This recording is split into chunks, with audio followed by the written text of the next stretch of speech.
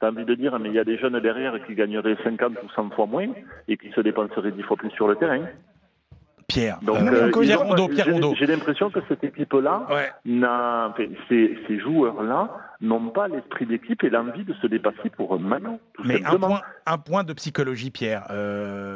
Objectivement, quand ils sont sur le terrain, est-ce que l'argent, ils y pensent ou pas? Alors, est-ce que les gars, ils gagneraient 10 fois moins? Est-ce qu'ils se décarcasseraient moins qu'aujourd'hui? C'est très bien qu'on soit ensemble, Emmanuel, aujourd'hui, puisque toi, tu es à l'origine de formation en économie.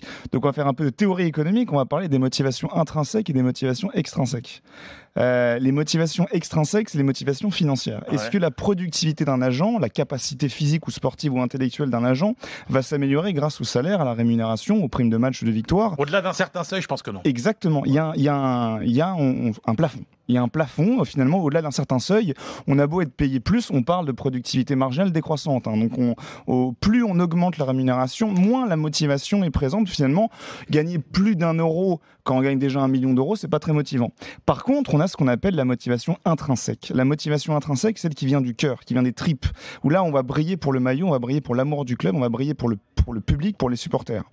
Je pense que les Parisiens ont atteint ce seuil, justement, ce plafond au niveau de la motivation extrinsèque, de la rémunération, et qu'on aura beau leur promettre une prime d'1 million d'euros, de 10 millions d'euros, de 15 millions d'euros pour une victoire en Ligue des Champions. Ce qu'ils veulent, c'est gagner. Oui, voilà, la motivation intrinsèque, le parfum de la victoire. La vibration de la victoire, juste le maillot, l'exaltation. Exactement, maillot, gagner juste pour le maillot, pour le plaisir de gagner avec ses coéquipiers, avec ses amis.